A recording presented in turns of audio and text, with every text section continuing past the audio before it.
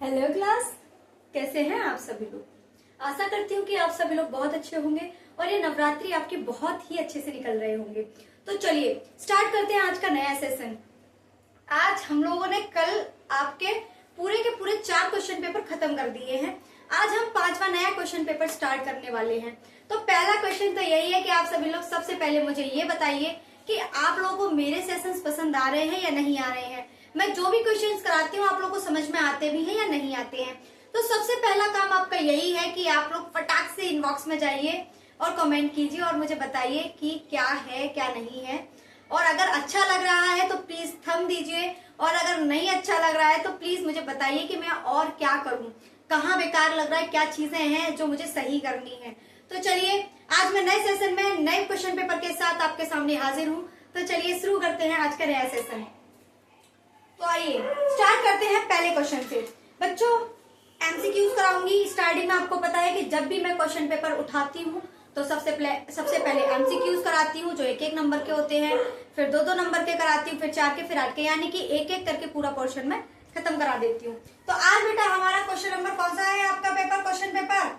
हमारा question paper है 5th। चलिए अब हम यहाँ से स्टार्ट करते हैं क्वेश्चन नंबर 1 से। तो क्वेश्चन नंबर 1 क्या दे रखा है बच्चों? क्वेश्चन नंबर 1 दे रखा है बिंदुओं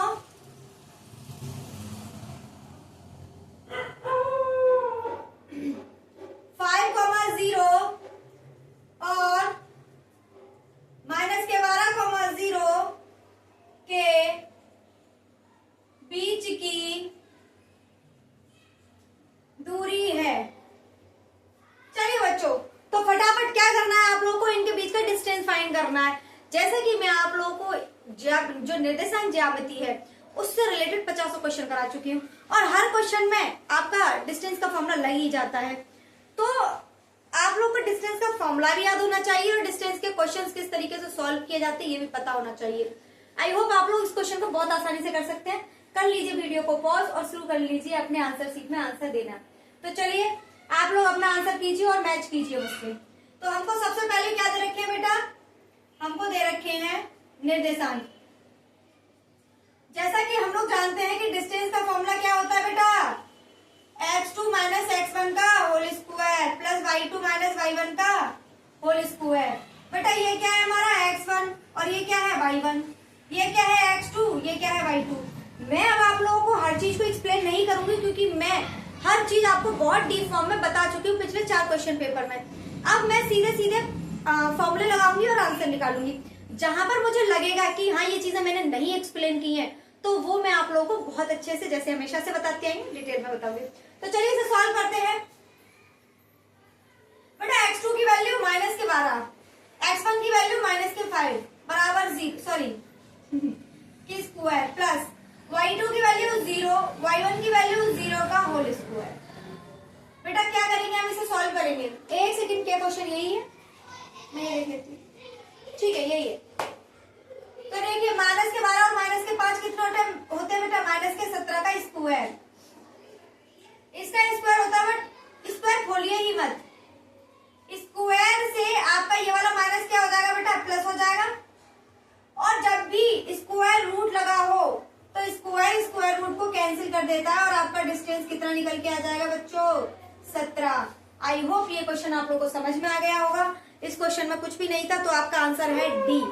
तो चलिए अगर ये क्वेश्चन समझ में आ गया है तो अपनी पेन पेंसिल कॉपी को पकड़ लीजिए और उतारना शुरू कर दीजिए। आगे बढ़ते हैं नेक्स्ट क्वेश्चन की तरफ।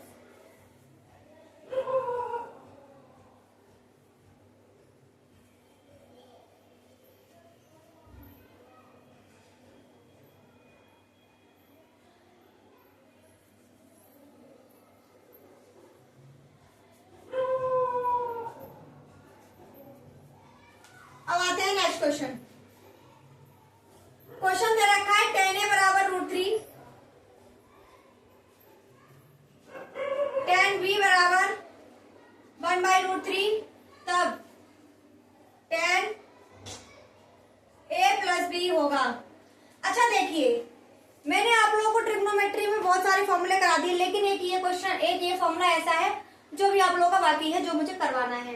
तो चलिए इस फॉर्मूले को मैं लिखवा देती हूँ। फॉर्मूला होता है tan a प्लस बी का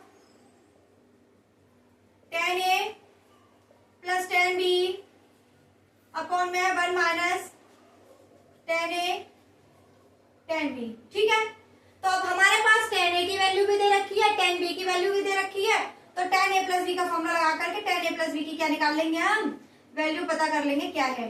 तो इस फॉर्मूले को सबसे पहले अपनी कॉपी पर राइट डाउन कर लें। ठीक है, तो चलिए स्टार्ट करते हैं। तो टेन ए की वैल्यू बेटा कितनी दे रखी है, रूट के 3, टेन बी की वैल्यू 1/√3, 1 माइनस टेन ए की वैल्यू √3 और टेन बी की वैल्यू 1/√3, √3 से √3 कैंसिल। आप ऊपर कितना भी सॉल्व कर लें, लेकिन ये -1 से -1 जीरो हो गया, हमारा आ गया 1/0। 1/0 बेटा सॉरी जीरो के बराबर होता है, किसके बराबर होता है, जीरो के। समझ में आ गया। तो टेन ए प्लस बी की वैल्यू कितनी आ गई, 0। उतार लीजिए इस क्वेश्चन को, फॉर्मूला भी उतार लीजिए। चलिए नेक्स्ट क्वेश्चन शुरू करते हैं।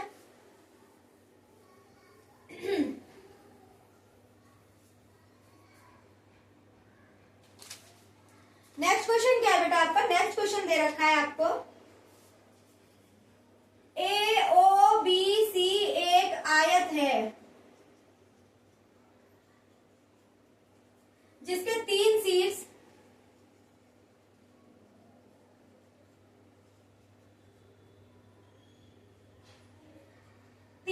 गिवन है हमें 0,3, 0,0 और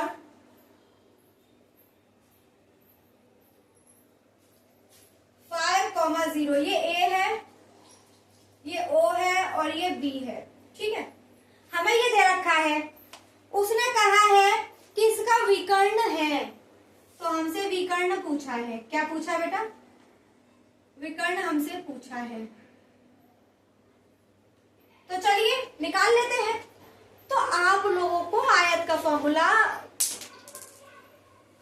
सॉरी, आप लोगों को आयत के बारे में, वर्ग के बारे में, चतुर्भुज, आप लोगों को आयत के बारे में, वर्ग के बारे में, घन के बारे में, घनाभ के बारे में, शंकु, बेलन, ये सारी चीजें आप लोगों को क्लास 8 से ही मिलना शुरू हो जाती हैं।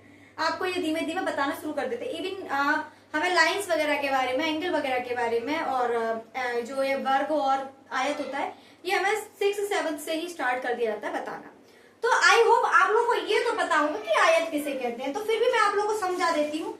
आयत क्या होता है बेटा, जिसकी दो सामने वाली भुजाएं बराबर होती हैं, वो आपका क्या कहलाता है, आयत। जिसकी आमने सामने वाली भुजाएं क्या होती हैं, बराबर होती हैं, वो क्या कहलाता है आपका, आयत। तो बेटा ये आपका आयत है। आप अपने घर के दरवाजों की शेप देखिएगा, आप अपने घर में लगे हुए खिड़कियों की शेप देखिएगा, वो सब के सब आयत होते हैं। ठीक है, तो चलिए देखिए, उसने बोला है कि ए ओ बी सी, मैं दे देती हूँ इसको ए ओ बी सी। ए दे रखा है बेटा 0,0, ओ दे रखा है आपको फिर से 0,0 और बी दे रखा है 5,0। ऐसा तो हो ही नहीं सकता कि सारे 0,0 ही दे रखे हैं। 0,3 है बेटा यहाँ पर, 0,3, 0,0 और 5,0 ये हमें गिवन है। हमसे बोला है विकर्ण बताइए। क्या बताइए, विकर्ण बताइए। तो चलिए बता देते विकर्ण। विकर्ण बताने में कितना ही बड़ा टाइम लगेगा। देखिए, जैसे कि हम लोग जानते हैं कि यहाँ से लेके यहाँ तक के बीच में हमें डिस्टेंस निकालने की जरूरत नहीं है। हम क्या निकालेंगे, इसका मध्य बिंदु निकालना है। जो मध्य बिंदु क्या है, ये है जहां पर दोनों रेखाएं आकर मिली, यानी कि ये वाला विकर्ण भी यहीं आकर मिल रहा है और ये वाला विकर्ण भी यहीं आकर मिल रहा है। अगर हमें मध्य बिंदु निकाल लें तो हम इस वाले के पॉइंट आसानी से निकाल सकते हैं, यानी कि सी के पॉइंट्स निकालना बहुत आसान हो जाएगा हमारे लिए। तो चलिए हम इसे निकाल लेते हैं। मान लो मैंने यहाँ पर मान लिया ई दे रखा है। क्या दे रखा है, ई। तो सबसे पहले मैं क्या करूंगी, ई का मध्य बिंदु निकालूंगी। तो ए और बी का मध्य बिंदु निकालिए। मैंने आप लोगों को मध्य बिंदु का फॉर्मूला पहले भी करा रखा है। तो देखिए ए बी का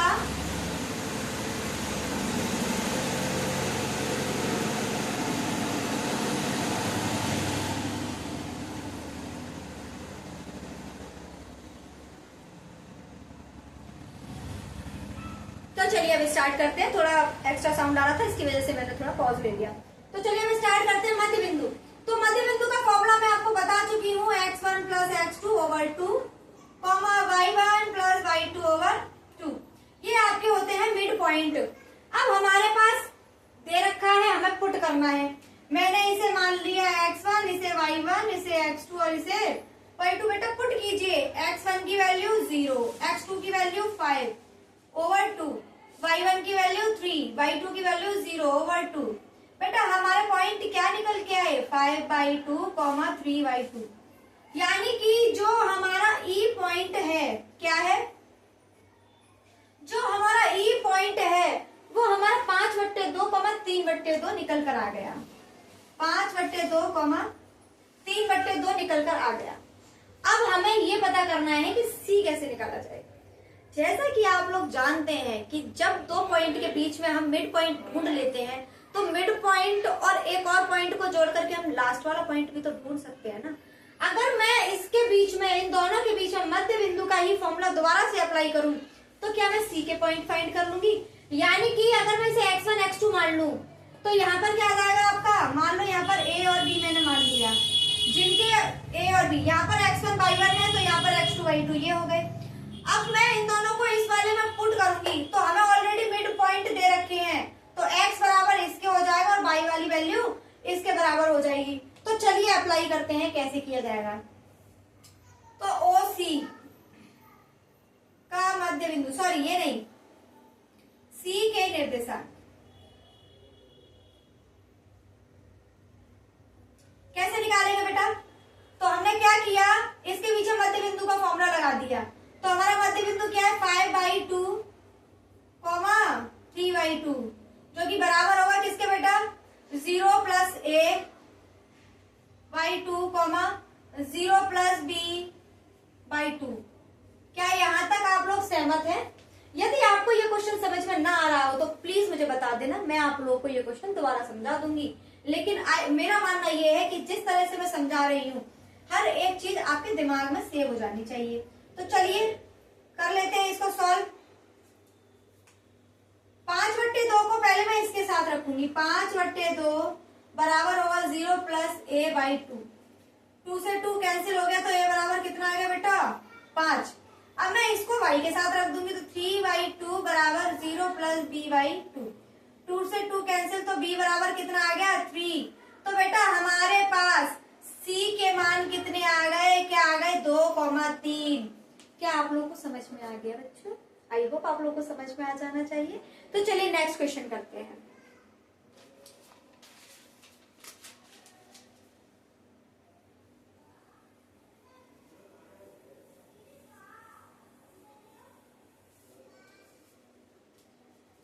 क्वेश्चन दे रखा है बच्चों, sec 70 × sin 20 - cos 20 × cosec 70। उसने बोला है मान होगा, हमें इसका मान निकालना है। वैसे तो मैं आपको देखकर ही बता देती हूँ इसका आंसर 0 आना चाहिए, पर देखिए मैं इसको सॉल्व करवाती हूँ। वैसे मैंने इस तरीके के क्वेश्चन कई सॉल्व कराए हैं। फटाक से वीडियो को पॉज कीजिए और खुद से सॉल्व कीजिए, और जो लोग इसका आंसर कर ले वो लोग अपने आंसर को मेरे से मैच कीजिए। तो चलिए स्टार्ट करते हैं कैसे करना है। सबसे पहले मैं sec 70 को बेटा 1/cos 70 लिख सकती हूँ, जैसा कि मैं आप लोगों को बता चुकी हूँ कि cos थीटा बराबर होता है 1/sec थीटा के, या फिर sec थीटा बराबर होता है 1/cos थीटा के। तो sec को ये लिखा जा सकता है और cos को ये लिखा जा सकता है। तो मैंने sec को cos में कन्वर्ट कर लिया। क्या यहाँ तक आप लोग बिल्कुल सहमत हैं मुझसे? अगर सहमत है तो आगे भी मैं कर लूंगी, आपको सहमत निश्चिंत रहे। sin 20, बेटा मैंने आप लोगों को बताया था कि sin 90 - थीटा बराबर होता है cos थीटा के। ये मैंने आप लोगों को कल ही बताया था। क्या मैंने आपको बताया था? अगर आप लोगों को याद नहीं है तो कल का वीडियो जाकर देख लें और चीजों को समझ लें। तो देखिए sin 90 - थीटा बराबर होता है cos थीटा के। तो क्या मैं यहाँ पर ऐसे लिख सकती हूँ, sin 90 - 70। बेटा देखिए 90 में से 70 घटाओगे तो आएगा तो 20 ही। मैंने कुछ चेंज नहीं किया, सिर्फ एंगल में मैंने ऐसे लिख लिया है। अब चलिए माइनस के cos 20 को ऐसे ही रखते हैं। cos 20 को बेटा कर लेते हैं 90 - 70। मैंने इसको भी क्या कर लिया, 90 - 70, क्योंकि ये कितने थे cos 20। 90 - 70 जैसे यहाँ किए वैसे यहाँ कर लिया। मैंने कोसेक को क्या किया, 1/sin70 में तोड़ लिया। क्या यहाँ तक आप लोग मुझसे सहमत हैं? चलिए आइए आपको फिर से समझाती हूँ। sin 90 माइनस थीटा बेटा cos थीटा के बराबर होता है, माइनस cos 90 माइनस थीटा बेटा sin थीटा के बराबर होता है, तो sin 70 बट्टे sin 70। देखिए बेटा कैंसिल आउट हो गया, बचा कितना, 1 माइनस 1 0। मैंने आपको बताया था कि इसका आंसर 0 ही आएगा। क्या आप लोगों को समझ में आ गया या फिर से समझाऊं? तो चलिए कर लीजिए। जो लोग चाहते हैं इसका स्क्रीनशॉट लेना वो स्क्रीनशॉट ले लें, बाकी के लोग मेरे साथ काम करना शुरू करें। चलिए अब करती हूँ मैं इसे।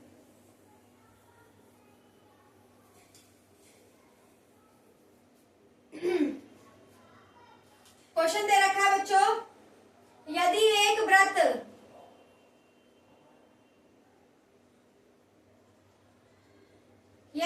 वृत्त का क्षेत्रफल 154 सेंटीमीटर स्क्वायर है तो उसका परिमाप है, बेटा बात किसकी कर रहा है, वृत्त की। अच्छा वृत्त को क्या कहते हैं हम लोग इंग्लिश में? वृत्त को हम लोग कहते हैं सर्किल। तो मैं बना लेती हूँ, खूबसूरत सा सर्किल डिजाइन करते हैं फटाफट। मैंने एक खूबसूरत सा सर्किल बना लिया। उसने बोला है कि वृत्त का क्षेत्रफल यानी कि इस टोटल एरिया, इसका जो टोटल एरिया है वो हमें 154 सेंटीमीटर दे रखा है, लेकिन उसने पूछा है कि परिमाप बताइए। बेटा जो वृत्त का परिमाप होता है ना, परिमाप को वृत्त का परिधि बोलते हैं। क्या बोलते हैं? परिधि। और वृत्त की परिधि क्या होती है बेटा? ये दिख रही है ये लाइन, ये आपकी क्या बेटा? वृत्त की परिधि है, ठीक है। तो देखिए सबसे पहले मैं बता देती हूँ, वृत्त का जो क्षेत्रफल होता है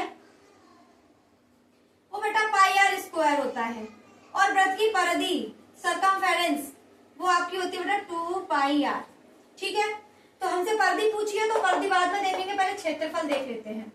तो वृत्त का क्षेत्रफल बराबर है पाई आर स्क्वायर के। वृत्त का क्षेत्रफल कितना दे रखा है बच्चों? 154 बराबर है पाई आर स्क्वायर। चलिए 22/7 मैंने पाई की वैल्यू लगा दी आर स्क्वायर। जरा कैंसिल आउट कर लेते हैं बच्चों। 11 से इसे काटिए, 11 एकम 11, 11 चौक 44, 11 दूनी 22 और 2 से गया 7 बार। आपका आर स्क्वायर बराबर हो जाएगा 7 का स्क्वायर। स्क्वायर से स्क्वायर कैंसिल आउट आ गया। आर की वैल्यू कितनी आ गई बेटा आपके पास? 7। अब जब आपके पास 7 आर की वैल्यू निकल चुकी है तो इसमें लगा दीजिए और परिधि निकाल लीजिए। हमें ये पता चल गया कि जो ये आपका सर्किल है ये 7 सेंटीमीटर इसकी क्या है? रेडियस है। तो चलिए परिधि में लगा लेते हैं बेटा। 22/7 मैंने पाई की वैल्यू लगा दी, आर की वैल्यू 7 है, 7 से 7 कैंसिल, 44 आपकी क्या हो गई? परिधि आ गई। आई होप आप लोगों को क्वेश्चन समझ में आ गया होगा। ऐसा कुछ भी नहीं है जो समझ में ना आए। तो चलिए इसे खत्म करते हैं और नए क्वेश्चन की तरफ बढ़ते हैं। देखिए नेक्स्ट क्वेश्चन बड़ा ही इजी सा दे रखा है। उसमें आपको एक डायग्राम देकर पूछा है कि बताइए कि इसमें क्या क्या है। तो अगर आप लोग उस क्वेश्चन को छोड़कर आते हैं पेपर में तो मैं समझूंगी कि आपने कभी भी पढ़ाई की ही नहीं है। तो देखिए हमें एक डायग्राम दे रखा है कुछ ऐसे,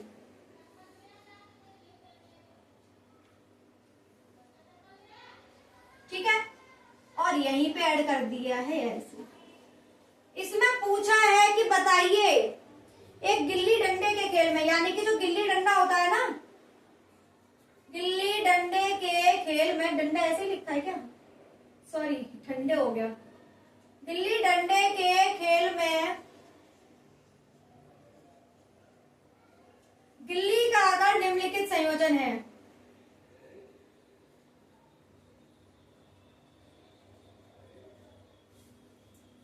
निम्नलिखित संयोजन है।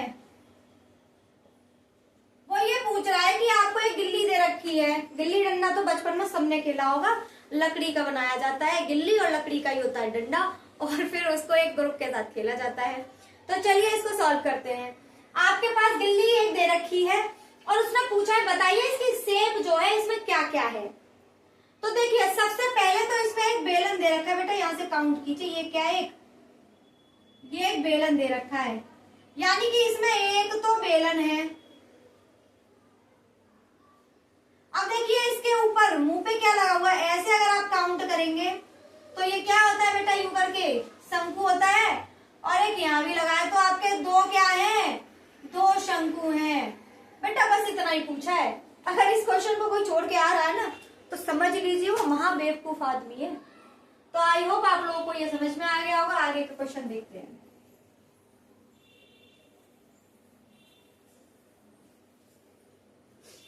चलिए क्वेश्चन दे रखा है आपको 4.2 सेंटीमीटर किनारे वाले एक घन से एक घन में से काटे जाने वाले सबसे बड़े शंकु का आयतन बताइए। तो सबसे पहले वीडियो को पॉज करेंगे आप लोग और इस क्वेश्चन को करने की पूरी कोशिश करेंगे। कुछ नहीं है इस क्वेश्चन में, बहुत ही इजी सा क्वेश्चन है। जब तक मैं अपने मार्कर में इंक डाल रही हूं जब तक आप लोग सॉल्व करके लिखें।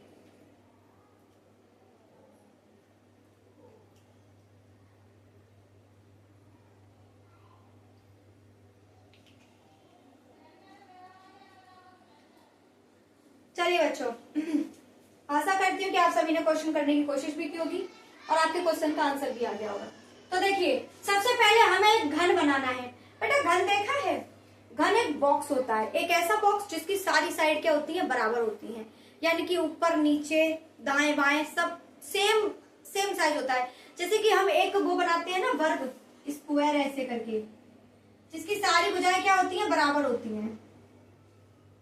ऐसे ही बनता है एक घन, उसकी भी सारी दीवारें क्या होती है, समान होती हैं। दीवारों के हिसाब से ले लेते हैं, जिसकी सारी दीवारें क्या होती है बेटा, समान होती है। थोड़ा बड़ा बनाते हैं ये।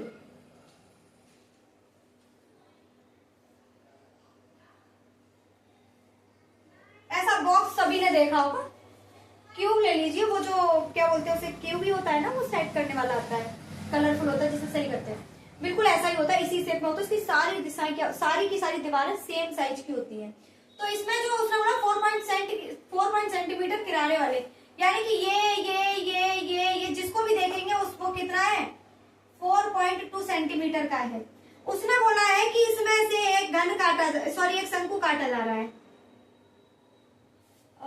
हाँ ऐसे ही कटेगा। इसमें से मैंने एक शंकु काट लिया ऐसे करके। थोड़ा सा गलत सा बना है मेरा कुछ, थोड़ा दोबारा बनाने की कोशिश करती हूँ। डायग्राम ठीक नहीं बना, देखिए फिर से बनाती हूँ।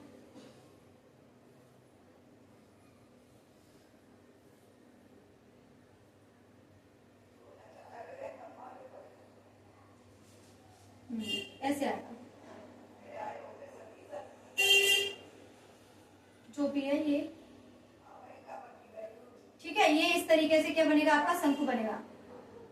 उसने पूछा है कि एक ऐसा शंकु बनाइए इस घन में से जो सबसे बड़ा शंकु बने।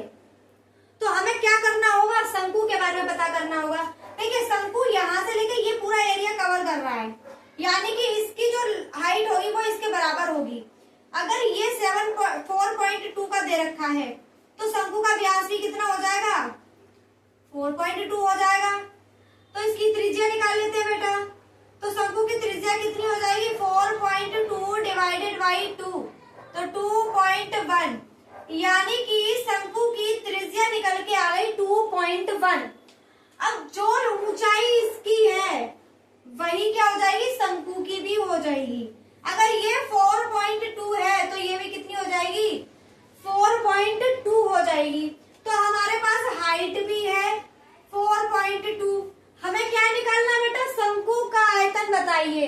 तो शंकु का आयतन कैसे निकालेंगे बेटा, शंकु का आयतन तो वो होता है 1/3 पाई आर स्क्वायर एच। चलिए तो वैल्यू लगा देते हैं, 1/3 पाई की वैल्यू 22/7, आर की वैल्यू बेटा 2.1 मल्टीप्लाई बाई 2.1, स्क्वायर है मैंने 2 बार लिख दिया। और ये दे रखी है हमें हाइट 4.2। चलिए बच्चों, तो इसे सॉल्व कर लेते हैं। अब बस इसका सॉल्यूशन बाकी है। देखिए, पॉइंट हटा लीजिए सबके ऊपर से और नीचे 0 लगा लीजिए, लास्ट में उसको पॉइंट लगा दीजिए। 7 या 21, 3 से 3 गया, ठीक है। अब जरा मल्टीप्लाई कर लेते हैं सबका।